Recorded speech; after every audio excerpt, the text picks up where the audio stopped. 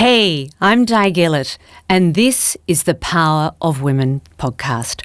We're a platform that showcases and celebrates the strength, resilience and achievement of women from all walks of life. Typically, I'm sitting on the other side of the desk, but we've done a swap today because instead of me posing questions to my guests, Emma is going to pose questions to me. I'm feeling a bit anxious, Emma. That's right. The tables are turned. The tables are turned. Di, I have been so looking forward to asking you a series of questions because from the moment I met you, I realised you've had a very interesting life story yourself and you are an extraordinary woman. So let's start right from the beginning. Okay. If we go back to your early life, what are some of the, important things that shaped you from early on? Oh, it's a big bucket, Emma. It's there's a lot of things. I tell a story which is heartfelt, and one of the things that absolutely defined who I have become was not so much an experience, but something I used to hear my mother say to my father every Monday morning. And my bedroom door was juxtaposed to theirs. And Mum used to say, "Max, can you leave me some money or a cheque on the dresser?" And that just was so jarring, and it was a comment for the time, but all of the finances were controlled by my father, clearly, albeit not that Mum didn't either come from money or have her own money, but that stuck with me of I am never going to be in that situation where I'm asking on a week-to-week basis for cash or money. Yes. Interesting.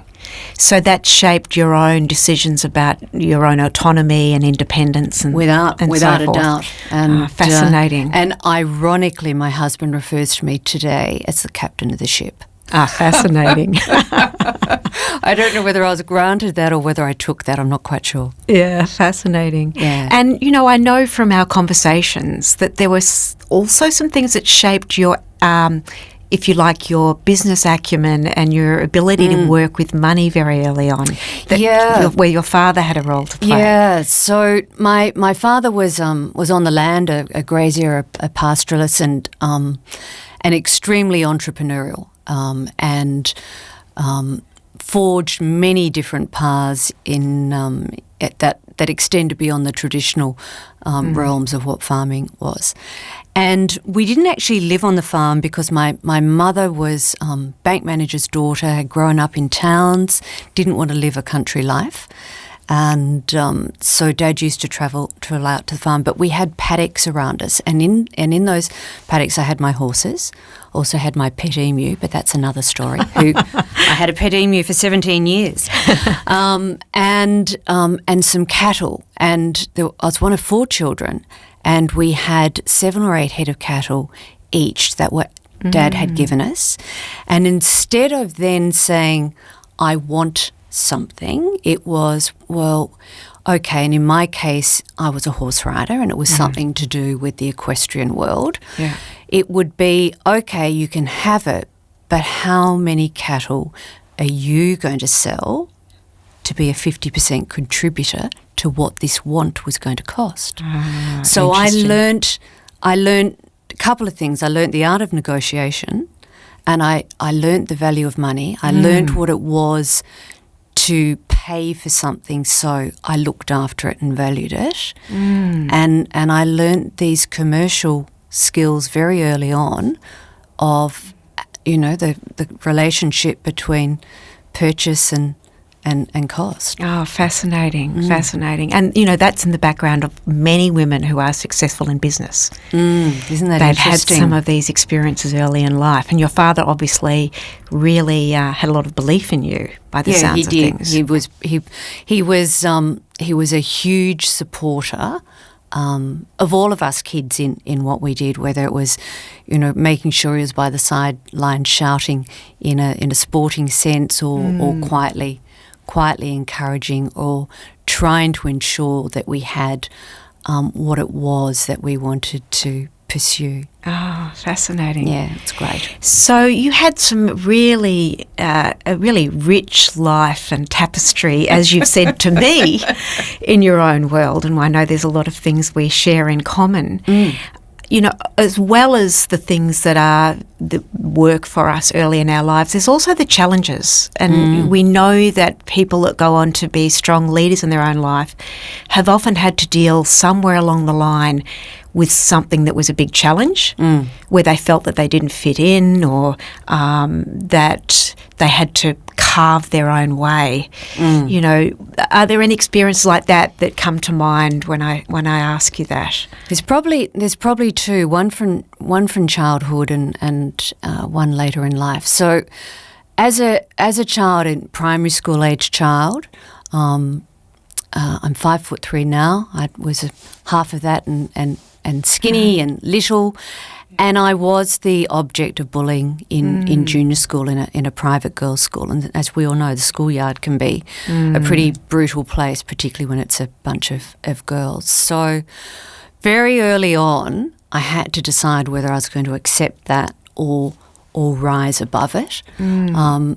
I clearly remember making the decision to rise above it and find my own voice and not accept that and be quite dominant. And now that doesn't make you popular in the schoolyard, but it made you safer in the schoolyard. Yes. So there was that. And then as an adult, probably one of the most defining things that happened to me, and it was in 1999, I developed alopecia totalis. And for anybody listening who doesn't know what alopecia is, it's loss of hair, and totalis, as the name would suggest, was total loss. So I lost eyebrows, eyelashes, all of my hair. And I said, and I was defined by this long blonde-haired look. That was my look, and I said I'd never be defined by my hair again. Fail. And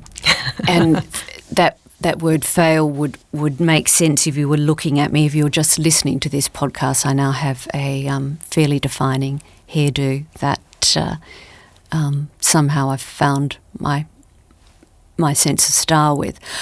But being a female in business, bald, being a female anywhere, bald, and in 1999 it wasn't kind of perhaps the edgy look that it might be today.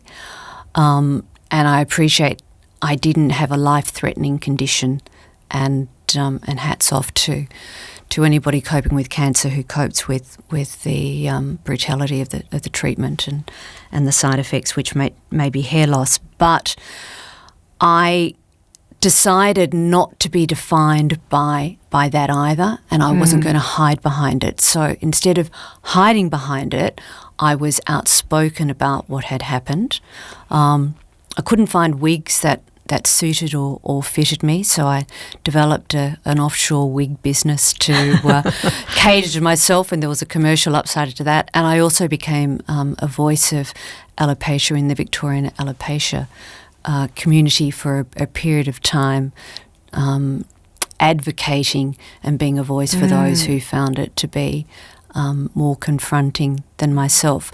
There are a lot of stories within that journey, but during that time I resigned from a job because I resigned from a leader, not from a company, and I was employed as a general manager of another firm, all done with either a bandana or one of my wigs on. And that was something I'm extremely proud of being able to do through a period that really challenged my identity. What an amazing story. And I hear so much courage in what you've just described, both in the schoolyard and then later on. What are the qualities, the core qualities that you feel carried you through that time? And what did you learn that you've taken forward since that time? So I think one of the key qualities, and I think it's one of the qualities that's possibly lacking today, is resilience. And I learned that resilience early on. I mean, that was part of my childhood. I had to be resilient. I had mischievous brothers, one in particular who was forever pulling pranks, and that was from filling my bathtub when I was in it with a sack full of yabbies to tying me bound and gagged to a tractor lawnmower and parking me miles away from home and forgetting me until 8 o'clock at night because I was spying on he and his girlfriend, to wrapping me up in a mattress and throwing me out of the top story window of the gains room to see on the second floor to see if I'd bounce. Now that sounds like abuse, but wasn't. I call that out. But resilience was born out of all of those things. So I wasn't scared of my brother. Yes. I was combating him and fighting him, and I was probably poking the bear, and it's probably why these challenges kept coming my way. And so resilience is absolutely it, and I learnt it in the schoolyard. I learnt it in the family home. I learnt it through sporting pursuits, and that combined with what you've already touched on, which led to courage, I've brought into everything I've done ever since. Fantastic. What important lessons and important qualities for all of us to have, particularly as we see the way the world's evolving at the moment. Yeah. And so can I just add one thing? So I think that's why, we see parenting where, and I'm not a parent, but we see parenting where parents want to give everything to their children that they didn't have. And I think we're paying the price for that. Yeah. Because having to, all of these examples in my childhood of having to strive, contribute, not having things just given to you, has been the best lessons I could ever have asked for. Yes, fascinating and absolutely so true. The other thing that I hear in your stories, right from the beginning, and, as that little girl being bullied, there's a sense of your authenticity shining through. What does authenticity mean to you? And how do you see that playing out in your own life and important in the lives of even the women you're interviewing in this series? So authenticity I think comes with being comfortable to be authentic, I think comes with age. So have I experienced imposter syndrome? Without question, be it in a sporting setting, being it in the workplace. But over time, so actually if I wind back, and I think a lot of women will relate to this. We had a friend or somebody that we looked to, and we copied them.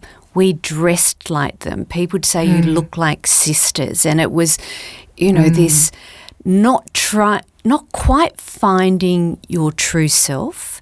Yeah. And trying to copy somebody else who you perceive to be better than you or more popular or more successful. I've got over that. And sometimes it's meant actually cutting out individuals out of your life because you were getting lost in their identity and not finding your own. And in my case, it was probably the one person that my parents always didn't approve of the friendship, and I now, as an older individual, know why that was.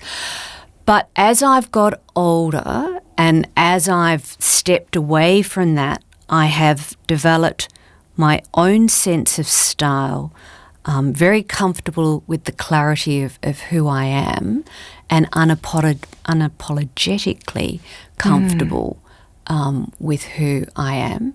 I think it's come over time, it's come over aging, it's come over affirmation from others. There's a whole lot of reasons why I've reached this point in time. But and then to your question about do I see it with the women in Power of Women, I see it in every guest that I interview. That's why I'm loving this, and that's reaching out and talking to women.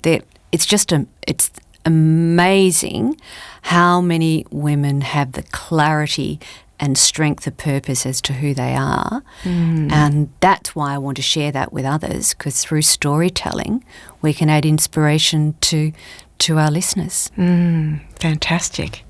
And so if you were to name some of the common threads that you see through all the women you're interviewing, what are, if there are, common qualities through all those different stories that you're hearing and the different roles and titles and personalities? There's strength. There's certainly strength of character. There's determination without question. And we've talked about before, there's courage, there's bravery.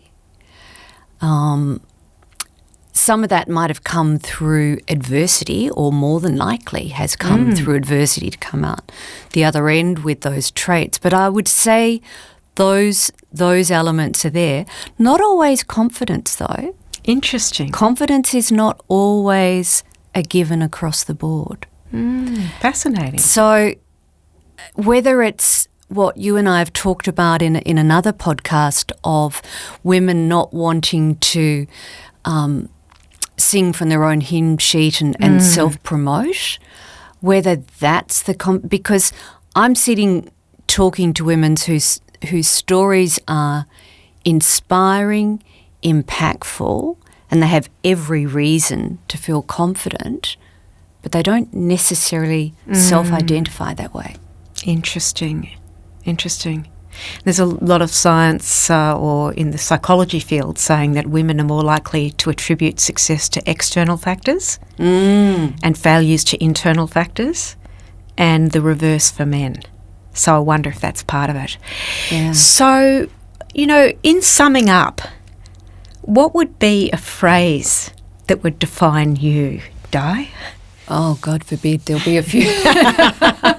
There will be a few, and I should have put it down, but something I often say is, I don't know how to do it yet. Lovely.